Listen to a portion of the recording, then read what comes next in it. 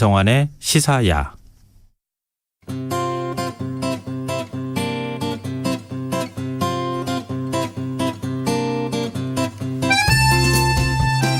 중국 공산당이 지난 11일 창당 100주년 역사상 세 번째로 역사 결의를 했습니다.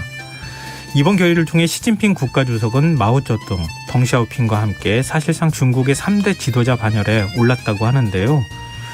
이 역사 결의는 도대체 뭐고 어떤 의미를 갖고 있는지 오늘 세계이면에서 자세히 살펴보겠습니다. 외신캐스터 전주현 씨입니다. 안녕하세요. 네, 안녕하세요. 역사 결의, 제가 이렇게 강조해서 표현했는데 네. 이게 되게 낯설어요. 이게 뭐 무슨 중국 육중전해라고 하는 곳에서 결의를 했다면서요? 그렇습니다. 이게 네. 어렵잖아요. 우리가 네. 자주 쓰는 그런 단어는 아니니까. 일단 중전회라는 게 있는데 중국 공산당 중앙위원회 전체 회의의 줄임말이 중전회입니다. 근데 중국 공산당이 5년에 한 번 가을에 당 최고 의결기구죠. 전국 대표대회, 즉 당대회를 열어서 지도부를 결정하는 자리를 갖습니다. 그리고 예. 이제 5년마다 연다고 했는데 이 당대회 사이에 관례적으로 7번 전체 회의를 열거든요. 그러니까 6중 전에는 6번째 전체 회의라는 뜻입니다. 5년마다 열리는 큰 대회 사이에서 7번 전체 회의가 열리는데 그중에 6번째라는 거죠. 근데 이제 첫 번째, 두 번째 중전에는 집권 1년 차에 이제 이루어지는데 공산당 주요 인사, 국가 지도부 선출, 당헌 수정 등이 이루어지고요. 3중 전에는 2년 차에 열립니다. 여기서는 이제 경제 개혁과 관련된 결정이 내려져요. 그리고 이제 3년 차에는 4중 전회가 열리는데 당 건설과 집권 강화, 그리고 이제 또 4년 차에 5중 전에도 함께 열리는데 경제개발 5개년 계획이 확정되는 그런 자리입니다. 그리고 집권 5년 차에 들어서면 6중, 7중 전회가 열리는데요. 여기에서 지도사상 관철, 차기 당대회 준비를 하는 그런 자리를 마련하게 됩니다. 그중에서 이번에 열린 게 이제 6번째 전체 회의 6중 전회인데요. 주로 사상적인 내용을 다루고 있어요. 그래서 다음번 당대회를 할 때 이론적인 틀을 먼저 닦아놓고요. 차기 지도부의 윤곽이 정해지는 그런 자리였습니다. 그래서 지난번 6중 전회가 2016년에 열렸었는데 네. 그때 시진핑 동지를 핵심으로 하는 당 중앙이라는 표현이 처음 등장을 했어요. 그래서 핵심이라는 표현이 그동안 덩샤오핑, 장쩌민 전 주석에게 쓰였지만 후진타오 전 주석에게는 붙지 않았던 호칭이었거든요. 네. 그래서 중국 공산당 특유의 집단 지도 체제가 시주석 1인 체제로 바뀌는 상황을 단적으로 보여줬다. 이런 평가가 그때 많이 나왔습니다. 그래서 지금 중국 공산당 중앙위원회가 12일에 6중 전회를 끝낸 뒤에 이제 인터뷰를 가졌는데 가장 큰 성과로 당의 100년 분투 중대 성취와 역사 경험에 관한 중공 중앙의 결의, 이게 이제 즉 역사 결의인데요. 역사 네. 결의를 채택한 점이 가장 큰 성과다. 이렇게 이런 점을 꼽았습니다. 역사 결의라고 하니까 의미가 와닿지 않는데 네. 역사적인 결의 이렇게 해야 되는 그렇죠. 겁니까? 그렇습니다. 우리식으로 표현하면 그런 거예요? 그렇죠. 이게 중국 공산당이 중요한 분기점에서 채택하는 역사적 문건을 역사 결의라고 하는데 네. 이게 주요한 분기점에서 나온다는 점에서 중국 공산당 시대를 구분하는 사건이다. 이렇게 볼 수도 있습니다. 새로운 지도 이념 그리고 정책을 공식화하는 걸 역사 결의라고 하는데요. 전문가들은 이 역사 결의가 중국 지도자가 자기 노선을 계속 추구하는 데 필요한 정치 동력을 마련하는 행위다라고 지금 보고 있어요. 그래서 과거의 사례를 보면 마오쩌둥이 한국전쟁 참전, 덩샤오핑은 경제중심 국정 운영과 독립 자주 외교 노선을 추구했었는데 네. 그런 것처럼 이번 결의는 시진핑 주석의 리더십을 좀 공고하게 만들었고요. 장기 집권을 추인해 주는 것이다. 이렇게 분석을 내리고 있습니다. 그러니까 공산당 100년 역사상 네. 3번밖에 역사 결의가 네. 없었다. 일종의 역사 결의는 이 시진핑이라고 하는 국가 지도자가 얼마나 역사적으로 위대한 인물인가. 그렇죠. 우리가 결의를 했다. 이런 그렇습니다. 뜻이에요. 풀어서 네. 얘기하면 굉장히 어려워서. 어렵죠. 네. 굉장히 중요한 결정을 내렸구나. 예, 역사적인 결정을 내렸구나. 이렇게 생각하시면 될 것 같아요. 네. 그렇군요. 참. 이 역사 결의 안에는 어떤 내용이 담기는 거예요? 그렇게 하면은 네, 우리 네. 지도자는 이렇게 훌륭하고 네. 뭐 이런 면에서 뛰어나고 뭐. 앞으로 우리도 계속 여기에 대해 충성하겠습니다. 뭐 이렇게 되는 거예요? 사상도 뭐 정리를 해주고 뭐.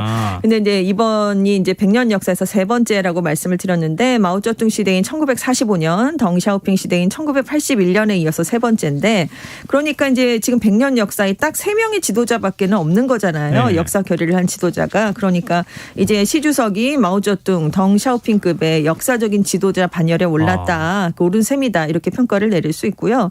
그리고 이제 올해 집권 9년 차거든요. 시 주석이요. 그래서 이제 자신의 지위를 이렇게 공산당 역사에서 좀 높이는 조치를 취해서 내년 당대회에서 이제 3연임을 정당화하기 위한 조치가 아니냐 이런 얘기가 나오고 있습니다. 그래서 이제 중국 공산당이 이제 끝나고 나서 내용을 정리한 발표문을 내놨어요. 네. 전체가 모두 7,400자로 이루어졌는데 이 중에 28%인 2,100자가 시 주석 집권기 성과에 다 할애가 됐습니다. 그런데 지금 공산당 100년을 정리한다고 했는데 지금 시 주석 집권은 한 9년밖에 안 되잖아요. 네. 근데 9년밖에 안 되는 그 시기가 28% 거의 30% 정도를 차지하는 거니까 얼마나 많이 할애를 했는가 이걸 알 수도 있고요. 마오쩌둥, 덩샤오핑, 장쩌민, 후진타오 이렇게 전임 지도자 4명은 주요 대표 이렇게 표현을 했는데 시 주석에게만 이번에 당의 핵심 이런 표현을 썼습니다. 그래서 지금 21년에 이제 중국 공산당이 이제 시작이 됐잖아요. 네. 창당 초기를 제외하고 이제 공산당을 크게 세 단계로 구분을 하는 그런 걸 내렸는데 네. 마오쩌둥의 사회주의 혁명 건설기, 덩샤오핑이 시작한 개혁 개방과 사회주의 현대화 건설 시기, 그리고 지금 시 주석이 이끌고 있는 것을 중국 특색 사회주의 새 시대 이렇게 얘기를 했습니다. 그래서 그럼 장쩌민 전 주석, 후진타오 전 주석 시대는 뭘까? 별도의 구분을 하지 않았기 때문에 그냥 덩샤오핑이 이끌던 그 사회주의 현대화 건설 시기, 개혁 개방기에 그냥 포함을 그냥 은근히 시켜버렸어요. 그래서 이 시진핑 주석의 사상, 시진핑 사상이라고 부르는데 이걸 새로운 시대를 위한 중국적 특성을 가진 사회주의 사상 이렇게 부르거든요. 이걸 이제 줄여서 시진핑 사상 이렇게 얘기를 하는데 이게 현대 중국 마르크스주의, 21세기 마르크스주의, 중화 문화와 중국 정신의 시대적인 정수다. 그래서 마르크스주의 중국화의 새로운 도약을 이뤄냈다. 이렇게 지금 평가를 이렇게 어마어마하게 내렸습니다. 그래서 시진핑 사상이 이렇게 가장 우월한 지도 이념이다. 이렇게 사실상 평가를 내린 것이 아니냐. 뭐 이런 얘기가 나오고 있습니다. 글쎄요, 이게 과거 역사를 아시는 분들은 네. 그 덩샤오핑은 당연히 공산당 만든 그 어려움 속에서 마오쩌둥, 예, 예. 마오쩌둥은 네, 그런 거고 덩샤오핑은 개혁 개방하고 네. 지금 중국의 경제 체제 기본적인 틀을 놨다고 하는 네네. 거고 시진핑 주석이 2012년에 직권을 했죠. 2012년이 왜 그렇게 의미가 있는 거예요? 좀 약간 의아한 느낌도 많은 들어요. 분들이 이제 그렇게 생각을 네. 하시는데 말씀하신 것처럼 1차 역사 결의에서는 이 마오쩌둥의 유일한 지도 체제를 확립을 한 그 굉장한 사건이었어요. 그래서 마오쩌둥 사상을 당 헌법에 그때 기재를 하면서 종신 집권의 길을 열었던 그런 사건이었습니다. 근데 네. 당내 소련 유학파 같은 노선들을 좌편향이다 이렇게 비판을 하면서 이렇게 마오 주석에게 이제 확 힘을 실어줬고요.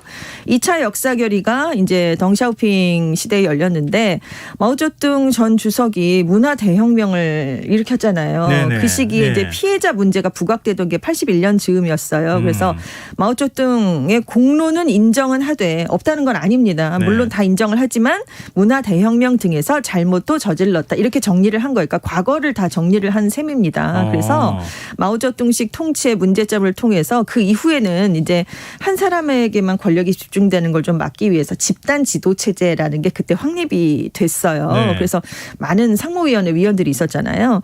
그리고 이제 당시 육중전회에서 덩샤오핑이 당 중앙군사위 주석직을 맡아서 그때 당내 1인자 지위를 확고하게 굳혔습니다. 그리고 이제 마오쩌둥 시대는 청산이 됐다. 이제는 덩샤오핑 시대가 열렸다. 이런 점을 대내외에 알리면서 개혁 개방의 당위성을 그런 강조했던 그런 자리였어요. 근데 네.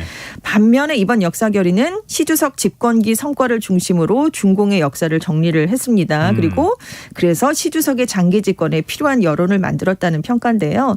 그러니까 앞선 두 번의 결의는 과거사를 정리해 가면서 당내 분열을 끝내는 성격을 갖고 있었어요. 근데 이번 결의는 이제 시 주석의 치세를 우상화했다 이런 것이 좀 특징으로 꼽히고 있고 그리고 덩샤오핑 은퇴 후에 2연임 10년 집권이라는 원칙을 깨고요. 내년 20차 당대회에서 시 주석의 3연임을 승인하는 발판을 마련한 것으로 평가가 됩니다. 그러니까 지금 그 정도인가요? 라고 말씀을 하셨잖아요. 네. 전 지도자에 비해서. 그러니까 뭐 마오쩌둥이 중국에 건국을 했다. 그리고 덩샤오핑은 중국의 경제 발전을 이뤄냈다라고 한다면 이제 시 주석은 이렇게 강한 중국몽, 중화주의 이런 걸 내세우니까 중국을 강하게 만들고 있다. 뭐 이런 지금 평가가 그래서 이제 세 명이 이렇게 비교가 되면서 이번에 당대회가 역사 결의가 끝난 뒤에 그런 평가가 나왔습니다. 근데 공과 평가를 했다는 거잖아요. 네. 이전 지도자들 가운데 이전에는요? 가장 위대한 지도자라고 꼽히는 인물들에 대한 네네. 잘한 점, 네. 또 부족한 점, 못한 점 이런 것들을 평가하고 정리하는 작업을 했다고 하는데 네. 시진핑 주석은 그 부족한 점을 아직 평가를 안 하는 모양인데요. 그 뒤에서 해야 되겠죠. 그 다음 네. 지도자가 평가하는 네. 건가요? 왜냐하면 이제 덩샤오핑 시대도 약간 뭐 이번에는 그 과거를 뭐 평가하지는 않겠다 이런 점을 좀 내세우긴 했지만 그래도 덩샤오핑 시대와 지금 시진핑 주석 시대를 차별화하는 데 상당한 공을 들였다 이런 평가가 이제 나오고 네네. 있는데요. 네. 왜냐하면 이제 개혁 기방이 이제 30여 년에 걸쳐서 이루어졌는데 물론 국력이 굉장히 커지고 중국의 경제력이 상승을 했습니다. 근데 그 이면에 빈부격차, 경기 하방 압력, 생태 파괴 같은 문제도 나타났다는 거죠. 그래서 시 주석이 시작한 새로운 개혁이 이 덩샤오핑 개혁의 계승이자 새로운 전기를 마련한 것이다 이렇게 평가를 하면서 특히 강조가 됐던 점이 이제 빈부격차 문제 해결책으로 시 주석이 역점을 두고 있는 게 공동부유입니다. 네네. 그래서 공동부유를 우리가 도입하는 게 필요하다라는 점을 굉장히 강조한 게 눈에 띄었고요. 그래서 시 주석의 리더십을 극찬한 이유는 그래서 시 주석의 영구집권이 필요하다라는 걸 강조했다는 거죠. 그래서 지금 미중 패권 전쟁이 벌어지는 와중에 우리는 강력한 리더십이 필요하다. 이걸 좀 강조를 해서 시 주석이 좀 장기 집권을 합리화한 게 아니냐 이런 얘기가 나오고 있습니다. 근데 참 중국 역사에서 뭐天安문 사태 네. 뭐 이런 것처럼 또 그리고 지금 외교적인 문제에 있어서 홍콩, 네. 대만 계속 갈등이 있는 상황이잖아요. 그렇죠. 뭐 홍콩 같은 경우에는 억지로 힘으로 이렇게 눌러버렸다고 네네. 해도 과언이 아닌데 그렇습니다. 이런 문제에 대한 평가는 어떻게 돼 있어요? 그러니까 이런 문제에 대해서 어떻게 평가를 할까? 네. 사실 이제 외신 쪽에서는 이 부분에 굉장히 많은 관심을 두고 있었는데요. 왜냐하면 8월에 공산당 중앙선저부가 그 한 문건을 하나 발표를 했는데요.天安문 사태를 1989년에 정치 풍파 이렇게 묘사를 했었습니다. 근데 이번에 발표된 발표문에는 과거 사건에 대한 언급이라든가 자기 반성의 통렬한 문구는 나오지를 않았어요. 그리고 앞으로 100년간 중국 공산당이 추구할 목표로 공동부유라는 걸 처음 제시하긴 했지만 빈부격차 같은 중국이 맞닥뜨리고 있는 구조적인 문제도 애써 거론을 하는 모습은 아니었습니다. 그러니까 있으니까 이제 공동부유를 우리가 해서 해결해야 된다라고 하지만 그럼 빈부격차가 얼마나 심해졌나 뭐 이런 구조적인 문제점을 지적을 하진 않았다는 거죠. 그래서 오히려 공산당이 지난 100년 동안 인민과 역사에 우수한 답안을 내놓았다라고 해서 당의 완전 무결함을 강조하는 그런 쪽에 좀 포커스를 맞췄습니다. 그래서 과거에 대한 반성이 없어서 지난 1, 2차 역사 결의의 기조를 바꾼 게 아니냐. 당연히 이런 질문이 나올 수밖에 없겠죠. 그러니까 중국 공산당 측이 이번 결의의 방점은 과거사 오류를 정리하는 게 아니다. 당의 미래를 위해서 힘과 지혜를 모으는 데 찍혀 있었다. 이렇게 지금 설명을 했어요. 그래서 지금 당 창건 이래 개혁 개방 초까지 당에서 역사적으로 중차대한 시비가 있었는데 그건 이미 지난 역사 결의에서 다 해결이 됐다. 그리고 이제 개혁 개방 이후에 일부 문제가 있었지만 전반적으로 당이나 국가 사업은 순조로웠고 그 진로는 옳았다. 이런 점에 굉장히 지금 강조를 하는 그런 모습을 보였습니다. 홍콩 대만 문제는요? 홍콩과 관련해서 애국자가 홍콩을 다스린다라는 원칙을 시행해서 홍콩의 상황을 혼란에서 벗어나게 했다. 이렇게 평가를 내렸어요. 그리고 이제 대만에 대해서는 대만 독립 세력의 분열 행위에 반대하고 외부 세력의 간섭에 대해 양안 관계에서 주도권을 지켰다. 이런 평가를 이제 스스로 내렸는데 이렇게 이제 시 주석의 홍콩과 대만에 대한 대처가 훌륭했다. 이렇게 평가를 내렸기 때문에 홍콩 사우스 차이나 모닝 포스트지는 앞으로 이 두 지역에 대한 중국 정부의 압박은 더 강해질 것이다. 지금 이런 전망을 내놓고 있고요. 대만 당국의 입장은 이렇습니다. 대만 통일을 내세우는데 이건 전혀 대만인들의 공감을 얻지 못하는 일이다. 라면서 이번에 역사 결의는 과거 집권의 잘못을 반성하지 않고 지도자의 권위만 부각했다라고 비판하는 목소리를 내놨습니다.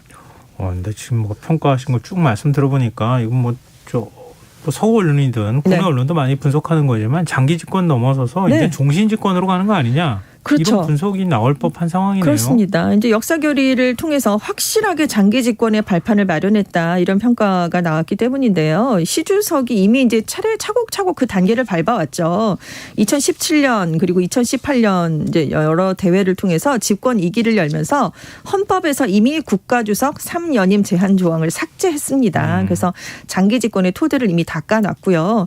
외신들도 이번 6중전의 결과를 보도하면서 시 주석이 국가 국가 지도자로서의 위상을 격상시켰고 권력 장악을 강화해서 3년인 기반을 다졌다 이렇게 평가를 했습니다. 그러니까 정치적인 준비가 이제 다 맞춰졌다는 거죠. 그래서 이제 차곡차곡 이벤트들을 이제 잘 시행하는 것만 남았는데 2월에 이제 내년 2월에 베이징 올림픽이 있고요. 내년 네. 7월에는 청도 유니버시아드 대회가 있고요. 9월에는 항저우에서 아시안 게임이 열립니다. 이렇게 굵직굵직한 국제적인 스포츠 이벤트를 통해서 이제 축제 분위기를 한껏 띄운 다음에 이제 가을쯤에 이제 당대회가 열리니까 거기서 3년임을 이제 공고하게 하는 그런 자리로 이제 대관식을 할 것이다 이런 얘기가 나오고 있고요. 내일 또 이제 미중 정상회담이 또 열리잖아요. 첫 번째로 화상 정상회담이긴 네네. 하지만 네. 이 자리에서 중국이 이제 미국과 대등하다라는 이미지를 좀 내세워서 시 주석의 위용을 대외적으로 과시하는 자리가 되지 않겠느냐 이런 전망이 나오고 있습니다. 그래서 사실상 이게 지금 산연임을 넘어서 종신 집권의 길을 갈 수도 있다 이런 전망이 나오고 있는데 지금 블룸버그 통신이 이번 역사 결의가 2049년까지 이제 뭐 신중국 건국 100주년이 되는 게 2049년이거든요. 네. 근데 중화민족의 위대한 부흥, 중국몽을 실현한다라고 이제 시 주석이 일찌감치 얘기를 많이 해왔잖아요. 네. 그래서 이런 목표를 달성하는 데 있어서 시 주석을 중심에 두고 있다. 그래서 종신 통치의 권한을 부여하고 있는 게 아니냐 이런 해석까지 지금 내놓고 있기도 합니다. 지금 2021년이잖아요. 네, 그렇습니다. 28년이 지나야 되잖아요. 네. 중국몽이라고 하는 네. 28년 동안 더 집권한다는 얘기는. 네, 근데 마오쩌둥 전 주석이 한 27년 정도 집권을 했으니까요. 근데 다 1, 2차 역사기를 하고 나서 이렇게 뭐 덩샤오핑이야 10년 집권하고 내려왔지만 그래도 마코에서 계속 그 자기가 주도권을 쥐고 있었잖아요. 네. 그래서 지금 이 역사 결의를 했다는 것 자체가 조금 더 많이 하겠다는 얘기가 아니냐 이런 얘기도 지금 나오고 있습니다. 우리랑 체제가 다르기 때문에 네. 우리 시각으로는 무조건 이렇게 우리식 잣대로 뭐 지금 재단하기는 네, 조금 네. 어려움은 있을 수는 있겠으나 어찌됐든 이게 뭐 이 과연 중국몽이라는 거하고 시진핑 주석이라고 하는 존재를 일치시켜가는 과정을 네네. 지금 밟고 있는 거 아닌가 하는 생각은 좀 들어요.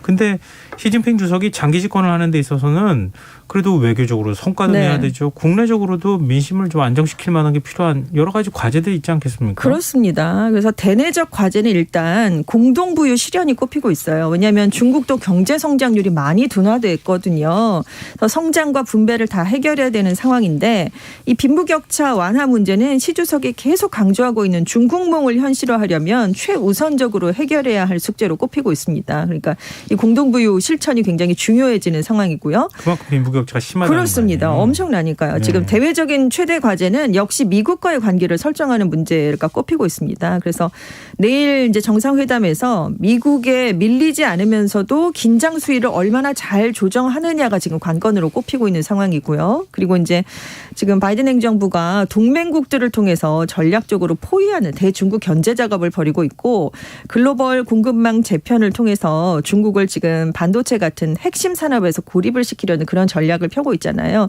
여기에 제동을 어떻게 걸 수 있을까? 이것도 지금 시 주석이 당면한 과제로 지금 꼽히고 있고요.